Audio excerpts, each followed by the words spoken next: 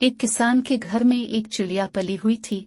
वो इंसानों की बोली जानती थी और जो कुछ देखती थी वो बयान कर देती थी। किसान इसको बहुत पसंद करता था और वो भी किसान के घर में बहुत खुश थी। एक बार किसान का एक दोस्त अल्लाह बख्श दूसरे गांव से इसके यहाँ आया। असल में अल्लाह बख्श ने अपने दुश्मनों से डर कर किसान के यहाँ पनाह ली थी।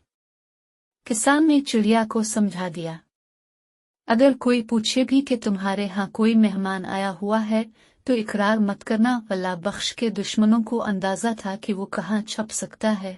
चुनांचे वो किसान के घर पहुंच गए और चिड़िया ने उनको बता दिया कि अल्लाह बख्श हमारे यहाँ आया हुआ है।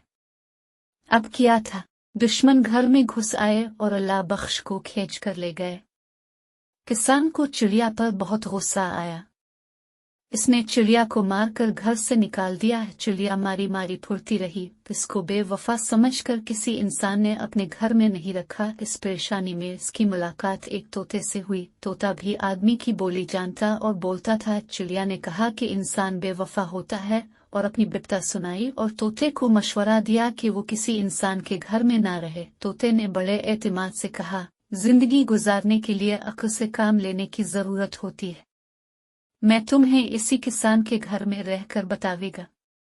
तोता किसान के घर पहुंचा। किसान जो अकेला रह गया था बहुत खुश हुआ और बड़ी चाहत से तोते को अपने साथ रख लिया। दोनों आराम से रहने लगे। किसान जो कहता तोता इसे दोहराता, लेकिन जो कुछ देखता इसे मुंह से नहीं निकालता। एक दिन तोते को चिड़िया मिली तो इसने तोते से हाल अहवाल पूछा। तोता बोला, अल्लाह का शुक्र है, बड़े आराम से गुजर रही है।